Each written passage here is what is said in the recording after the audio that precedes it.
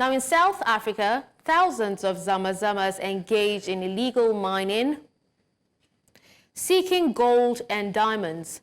Now, recently, police arrested 540 miners in Orkney, blocking food and water deliveries to force them out. And this is part of a broader crackdown with 13,690 arrests since December 2023. 30 illegal miners were found dead in Welkom earlier in the year, highlighting the dangers. Driven by unemployment, illegal mining poses significant risks, but authorities struggle to regulate abandoned mines where hazardous conditions and methane gas threaten lives. The government is working to address the issue, but complexities persist. Will South Africa's efforts to curb illegal mining be enough to protect the lives and livelihoods of its most vulnerable citizens? Now, to speak to us this evening on the conversation, we have James Lorimer, his spokesperson, Mineral and Petroleum Resources, Democratic Alliance Party from Johannesburg. Thank you so much for joining us, James, on the show. Good evening. Thank you for having me. All right, so can you speak to us on the recent arrest of 540 illegal miners in Orkney, and the gains the government has actually made from the crackdown so far? Well, what we're seeing is a part of a much wider and long-running government crackdown. As you said, it's been going on at the current tempo for about a year. Prior to that, illegal mining was a huge problem and had been going almost unnoticed, with people, although talking about it a lot, seeming to be unable to stop it. What's happening now is a police and army task force is going around the country and trying to close down these illegal mining operations. However, it seems as fast as they close down one, another one pops up somewhere else. As you rightly said, it is mostly concerned with gold and diamonds, which are the most valuable and the most portable of the minerals, but it does extend to other minerals too. Things like bulk minerals like coal and chrome are also mined illegally. However, most of the value, and that is somewhere in excess of $1 billion a year, is taken up by illegal mining. That is the figure that is given by the Minerals Council, which is the industry-wide body. And about a third of that value is taken from mines which are currently operating. So in other words, what you find is not just, as in this operation which we're hearing about, where they caught more than 500 illegal miners. These are operations that are conducted in mines that are operating mines. And as you can imagine, that is extremely dangerous for those miners. Oh, okay. As to... Yeah, I'm sorry? Yeah, please go ahead. Yeah, as to whether the government is really getting a handle on this, that is difficult to say. Most of the people that are being arrested are the foot soldiers, if you like, of this illegal mining operation. There seem to be a lot fewer of what they call the kingpins, the people further up the value chain who do get arrested. They've in fact divided the illegal mining ecosystem, if you like, into 5 levels. The first level being the guys right at the rock face, and the 5th level being the people who are overseas, who conduct the buying and selling operations. It seems that most of the people arrested are at the 2 basic levels of mining. So whether or not they're really getting to grips with this is still unclear. Okay. Now, James, how does the department plan to address,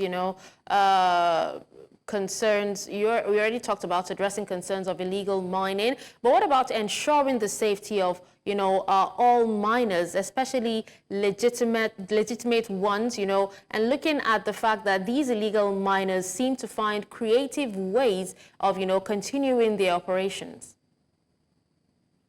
You're quite right about that. Some of the creative ways that they use are astonishingly sophisticated, in that you find illegal miners sneaking into operating gold mines, sometimes kilometers below the surface, and carrying on mining operations in parts of the mine which are currently out of use or are mined out.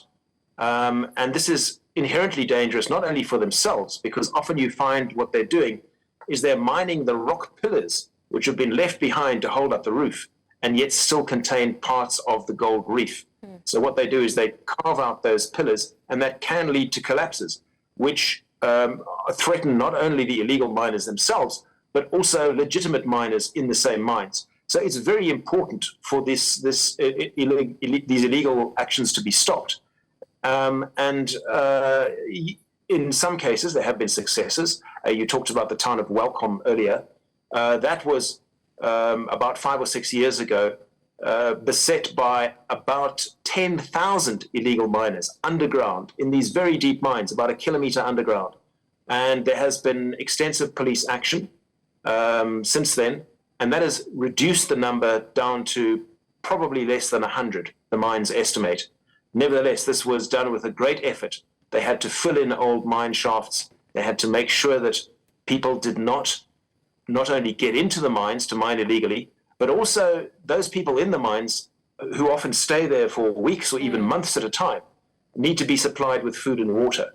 And so that's often the way that the police manage to get them out of there, is to cut off their supplies.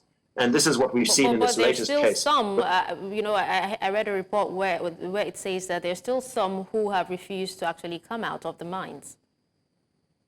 Yeah, and it's unknown how many are down there. 540 out so far, but who knows how many are still down there. It can be, for some people, particularly those who are connected and lucky, for those underground miners, it can be a relatively lucrative pursuit. And these are often people who are illegal immigrants from surrounding countries, Mozambique, particularly Zimbabwe and Lesotho. These people have very limited economic opportunities. And so they're prepared to come across and work at horrendous risk in these underground mines, where the risk of dying is quite high because the payoff is so large. So I'm not surprised that some of them are refusing to come out, because they want to continue doing what they're doing. So now these zamas, as they're fondly called, illegal miners, often operate due to unemployment, which is an underlying issue even in South Africa. What initiatives, is being implemented to address this underlying issue of unemployment? Well, the current government of national unity has an economic reform program. My party is a partner in that government. We are pleased that some of these reforms are happening, but we are anxious for there to be more of them, and for those reforms to come faster. In mining itself, we've seen a fall-off in investment in mines, in new mines, and in fact in some of these mines who could start operating legitimately if the conditions, the legal conditions under which they mined, were more conducive. So there's not much happening in the mining space, but there is economic reform happening in other spaces. So we're hopeful that that will start bringing down the number of unemployed, because we have officially around 30% of our labor force is unemployed. And as you can imagine, there is great economic desperation amongst those people. And this is why some of them fall prey to the lure of illegal mining.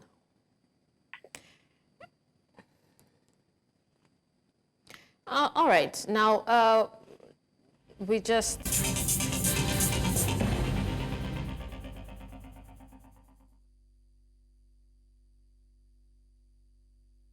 News reaching us says that President Bola Ahmed Tinubu has ordered the immediate release of all miners that were detained last Friday in connection with the End Bad Governance protest. The Socio-Economic Rights and Accountability Project, along with concerned citizens or Nigerians and various local and international human rights groups, had urged the President to direct the Attorney General of the Federation and Minister of Justice, Lateef Fagbemi, to secure the release of all End Bad Governance protesters, including 32 hungry and malnourished children. Now, Serap also expressed concern that these children, along with other protesters, were detained solely for peacefully exercising their human rights. The groups warned that the continued detention of protesters could deter other citizens from exercising their rights, adding that if the president does not act within 48 hours, that they would pursue legal action. More details to follow.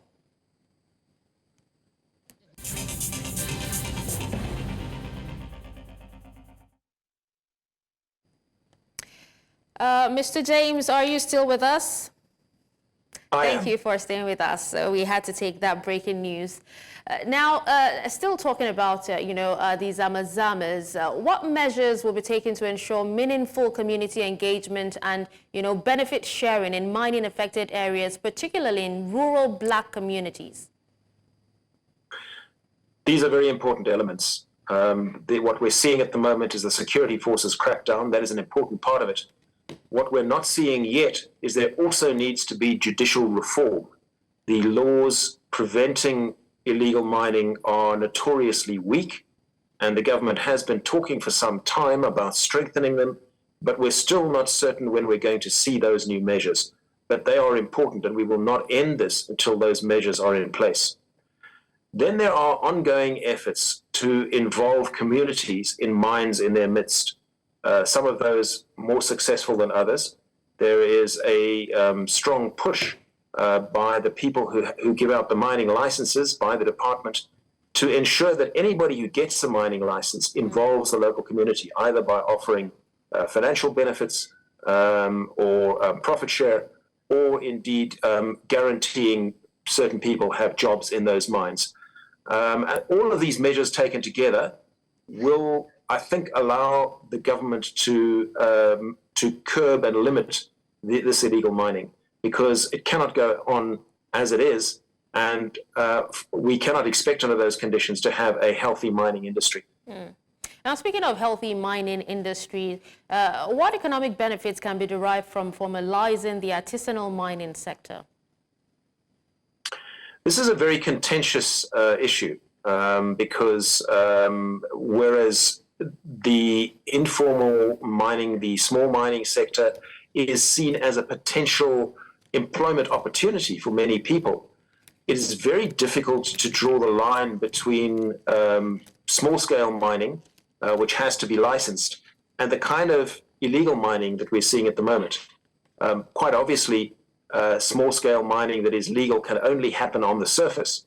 What's happening in these mines, again, that we're seeing where they arrested these 540 people, is those are formal mines, deep-level mines, old mines, where people are descending right into the depths, and they do so the only way that they can do that and extract value is if no money is spent on safety measures.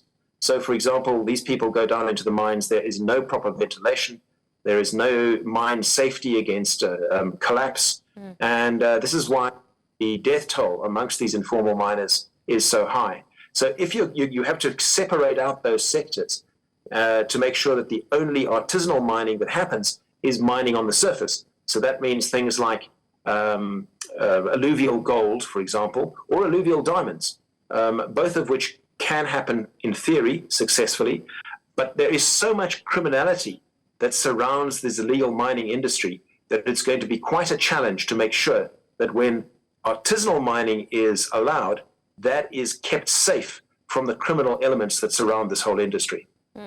Now, just before we let you go, James, let's quickly discuss the environmental impact, such as pollution and habitat destruction, which you did talk about earlier, resulting from these mining activities, and they are actually a concern. How can a balance be struck between the economic mining benefits from mining with environmental sustainability and also responsible mining practices? That is the big question. The formal mining process, when people apply for licenses, has a quite rigorous environmental element to it. People need environmental plans. There needs to be a plan to close the mine properly in such a way that the environmental impacts do not continue. And that system works quite well. But when you get to the artisanal and the illegal mining sector, there is, of course, no environmental planning, no environmental remediation, and the impacts of these mines can be quite bad. In the eastern part of the country at the moment, in fact, there's been a flare-up of illegal mining, and one of the challenges involved is not only are people panning for alluvial gold in what were pristine riverbeds and disrupting those riverbeds, but they're also using chemicals like cyanide to extract the gold. And that cyanide is getting into the water supplies, which is, of course, extremely dangerous. And so this balance, as you say, between the environment and between mining is going to be one that is going to be very difficult, but absolutely critical to get right. Of course. All right. Well, thank you so much, James Lorimer, spokesperson, Mineral and Petroleum Resources Democratic Alliance Party from Johannesburg. Thank you for speaking to us on this and also for your time. Have a good evening.